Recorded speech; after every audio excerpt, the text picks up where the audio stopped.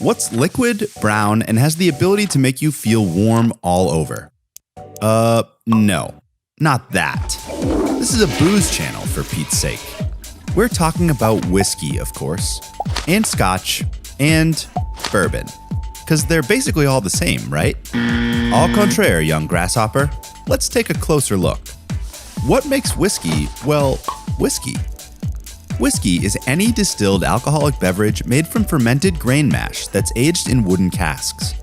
The mash can be made from a variety of grains, including barley, rye, corn, or wheat. And that leaves a lot of room for interpretation and experimentation, like that one time at band camp.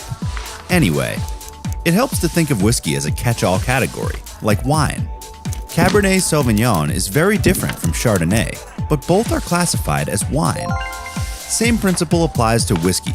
Scotch and bourbon are two very distinct spirits, but both technically fall under the whiskey label.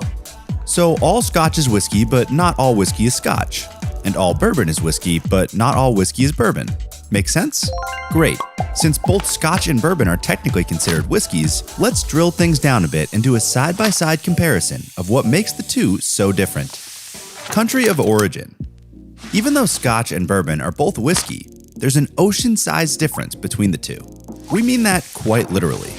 See, according to the Scotch Whisky Act of 1988, that's whiskey without an E, by the way, Scotch must be matured in oak casks for 3 years or more in Scotland. Now, bourbon is governed by similar rules laid out in the Federal Standards of Identity for Distilled Spirits, which sounds FBI-level intimidating, but it's really just a set of rules that ensures bourbon maintains the distinct taste that it's known for. It's America's native spirit, after all. And one of the rules of engagement is that in order to earn the bourbon label, your whiskey, that's with an E, must be made in the US of A. ABV requirements. So, what about the heat? Well, let's turn back to the good old Scotch Whisky Act. According to the Act standards, a whiskey must be distilled at an alcoholic strength by volume of less than 94.8% to be considered a Scotch and have a minimum, yes, minimum alcoholic strength by volume of 40%. Stateside, you've got to make sure that your bourbon doesn't enter the barrel at anything higher than 125 proof and can't be bottled at anything less than 80 proof. What's in it? For both Scotch and bourbon, turns out, it's not a whole lot.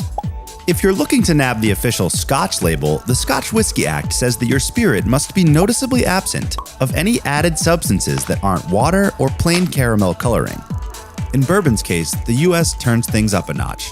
Absolutely nothing can be added to your hooch except for water. Yep, even spirits need to stay hydrated. Moral of the story is, being related doesn't mean being identical. You can love your crazy cousin Glenn without sharing his Star Trek obsession, right? Same goes for Scotch and bourbon. Even though they're part of the same whiskey family, each one stands as its own unique spirit. And that's something worth toasting to.